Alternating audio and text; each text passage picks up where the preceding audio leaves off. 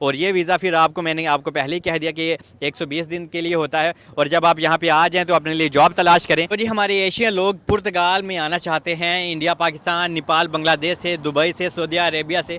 तो जो लोग यहाँ पे आना चाहते हैं, आप लोगों के पास एक ही अपॉर्चुनिटी है फ़िलहाल, क्योंकि नॉर्मल तो यहाँ पे सारी चीज़ें बंद हैं। तो एक चीज़ है जॉब सीकर वीज़ा। पुर्तगाल का जॉब सीकर वीज़ा आपको बहुत आसानी से मिल जाता है अगर आप ये सारी रिक्वायरमेंट पूरी करते हैं। लेकिन इसमें कुछ चीज़ें हैं जो आपको मद्देनज़र रखनी होती है, जिसमें आपको बहुत ज़्यादा मुश्किलात का भी सामना करना पड़ता है। लेकिन एनीवे, इसकी रिक्वायरमेंट क्या है और एजेंट आपसे कितने पैसे लेते हैं और आपने ये अप्लाई कैसे करना है, ए टू जेड आपको बताने लगा हूँ। सबसे पहले यहाँ पे पुर्तगाल का वेदर बहुत कमाल का है, लड़कियाँ शड़कियाँ भी बहुत कमाल की हैं, आप देख ही रहे हैं, एंजॉय यहाँ पे लोग करते हैं। एनीवे, अगर आप मेरे चैनल पे देखते दिखाते आए गए हैं तो प्लीज़ इसको सब्सक्राइब भी कर लीजिएगा, क्योंकि इससे आपको मेरी वीडियो हमेशा मिलती रहती है।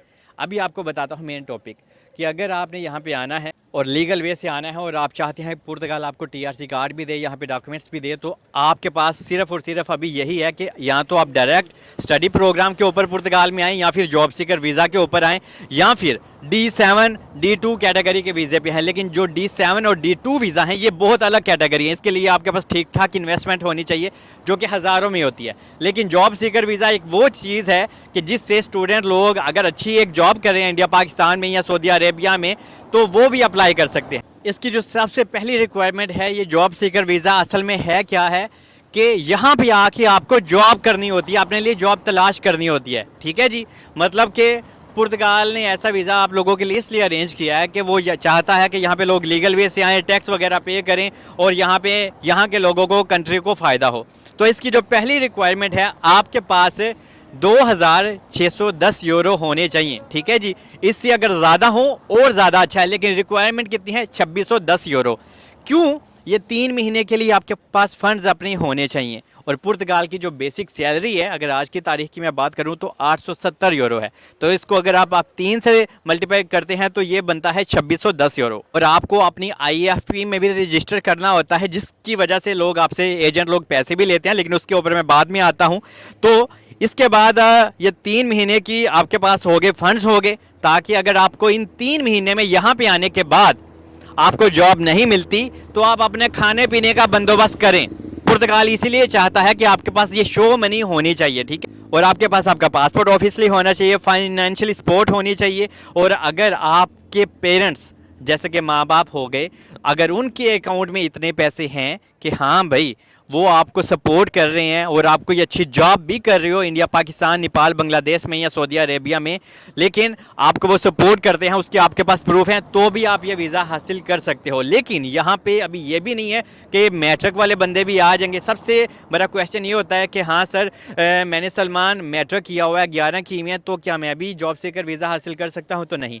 लेकिन एजेंट लोग यहाँ पे लोगों को अलग अलग चीज़ें बताते हैं और कह देते हैं हाँ भैया 8वीं जमात वाले भी पास कर सकते हैं, उनको भी वीज़ा ये मिल सकता है, लेकिन ऐसा कोई सीन नहीं है। ठीक है, तो आपने इस चीज़ से थोड़ा सा केयरफुल रहना है, ये ना हो आपके पैसे वगैरह सारे के सारे वेस्ट हो जाएं।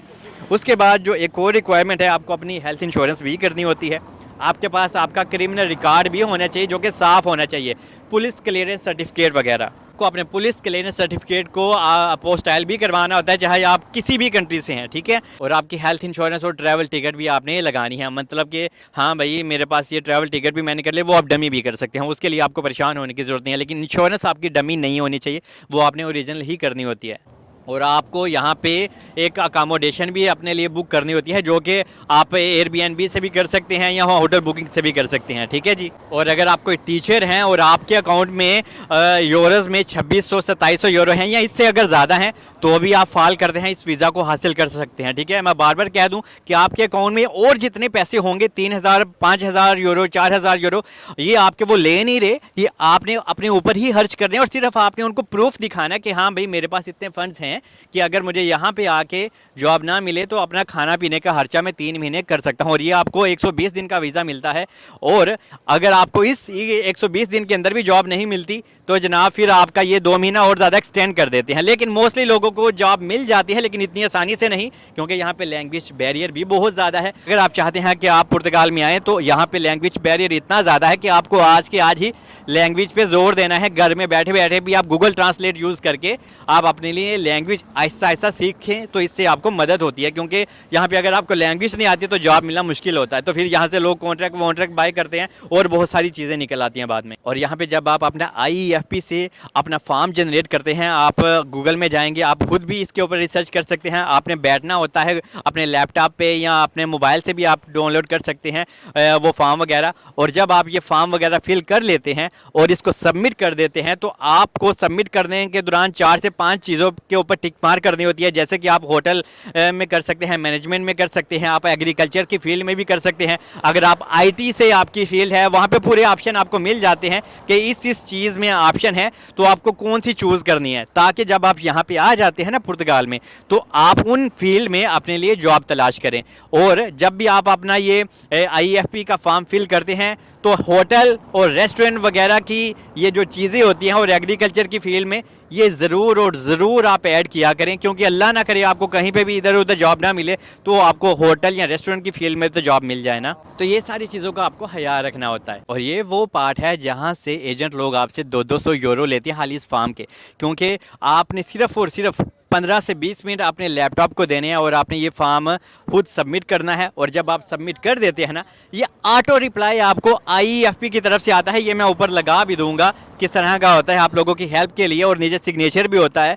तो जब एजेंट लोग आप लोगों का ये अप्लाई कर देते हैं, वो ये आपको कहते हैं कि भाई मैंने तो अप्लाई कर दिया, तो कर दो ज़रा 100-200 यूरो। तो यार ये ऑटो रिप्लाई होता है, तो ये ऑटोमेटिकली आपको आ जाता है 12 घंटों में या 24 घंटों के अंदर अंदर आपको आपकी ईमेल के अंदर ही आ जाता है। और उसके बाद असल काम स्टार्ट होता है, जब आपका ये फॉर्म आपको मिल जाता है और ये 3 महीने तक वैलिड होता है। और अब इन 3 महीनों में आपको ये सारे डॉक्यूमेंट्स आप के रेडी करते हैं, जो भी मैंने बताए हैं आपके एजुकेशन के, आपका अगर आप कहीं पे जॉब कर रहे हो, वर्क कॉन्ट्रैक्ट वगैरह, और आपकी ये जो बैंक स्टेटमेंट है ये आपको मैनेज करनी होती है। और यहाँ पे जब आपको ये फॉर्म आ जाता है, तो ये 3 महीने बाद जब एक्सपायर हो जाता है, तो आप सेम प्रोसेस करके इसको दोबारा से भी अप्लाई करके जनरेट कर सकते हैं। लेकिन यहाँ पे है मेन ट्विस्ट, जो कि सबसे हार्ड काम होता है। और यहाँ पे एम्बेसी वाले भी आपसे ठीक ठाक चूना आपको लगाते हैं, क्योंकि जनाब पुर्तगाल जॉब सीकर वीज़ा की एम्बेसी अपॉइंटमेंट ही आपको नहीं देती। ये कुछ लोगों को वो देते हैं, क्योंकि एम्बेसी का काम होता है कुछ लोगों को सच्ची मुची भी देना, क्योंकि अगर वो बिल्कुल ही इधर उधर करेंगे तो उनका तो समझ लें बाना फूट जाएगा ना। तो कुछ लोगों को जिनकी प्रोफाइल अच्छी होती है और इसमें आपका इंटरव्यू भी होता है, वो आपसे पूछते हैं कि क्यों आपने अप्लाई किया है। ये वो आप कह सकते हैं उनको कि हाँ भाई मुझे ये कंट्री अच्छा लगता है, मेरे पास फंड्स भी हैं, वहाँ पे मैं जाके मैनेज कर सकता हूँ। जैसे कि मेरे एक दोस्त आए थे हसन, तो उनका इंटरव्यू वगैरह नहीं होता, ये आपकी लक के ऊपर भी डिपेंड करता है। लेकिन मोस्टली वो आपसे इंटरव्यू ले भी लें तो आपने यही कहना होता है कि हाँ भाई मैंने सारा काम खुद से ही किया, अप्लाई किया, क्योंकि ये सारा काम आप खुद ही करते हैं, आप एम ही एजेंट के मत्थे लगते हैं।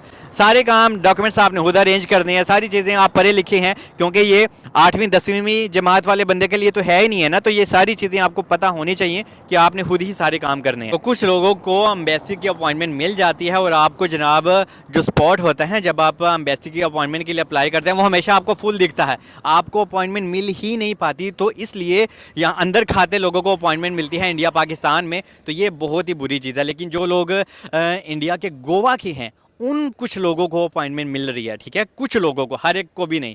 लेकिन ये है कि हर एक की अपनी अपनी किस्मत है। और जो लोग दुबई सऊदीया में हैं, वो यहाँ जॉब कर रहे हैं, वहाँ पे वो भी इस वीज़ा को अप्लाई कर सकते हैं। और वहाँ से काफ़ी लोग अभी आ रहे हैं, लेकिन वहाँ पे भी अपॉइंटमेंट इतनी आसानी से तो नहीं मिलती। लेकिन इंडिया पाकिस्तान की निस्बत दुबई सऊदीया की तरफ अपॉइंटमेंट किसी न किसी तरह से लोगों को मिल रही है। बाकी अब ये प्लीज़ आपको एजेंट के पास जाने की ज़रूरत नहीं है, एजेंट आपसे इसके भी ठीक लाखों पैसे ले लेते हैं। तो मैं आपको रेकमेंड नहीं करता कि आपको किसी एजेंट की अभी ज़रूरत है, क्योंकि सारी चीज़ें मैंने यहाँ आपको खुद खोल के बता दी हैं। और यहाँ पे यही बस सबसे हार्ड पार्ट होता है कि अगर आपको अपॉइंटमेंट किसी तरह एम्बेसी की मिल जाती है, तो वीज़ा आपको आसानी से फिर आगे मिल जाता है। और ये वीज़ा फिर आपको, मैंने आपको पहले ही कह दिया कि ये 120 दिन के लिए होता है। और जब आप यहाँ पे आ जाएँ तो अपने लिए जॉब तलाश करें। तो जब आप यहाँ पे आ जाते हैं तो उसके बाद जनाब अगर आपको जॉब मिल जाए तो आप अपने बायोमेट्रिक्स के लिए अप्लाई करते हैं, मतलब कि अपने TRC कार्ड के लिए अप्लाई करते हैं, और देर सवेर फिर आपको आपका TRC कार्ड भी मिल जाता है। और इसमें आपका खर्चा देखिए कितना होता है, आपने खुद ही वो वो फॉर्म भी जनरेट कर लिया,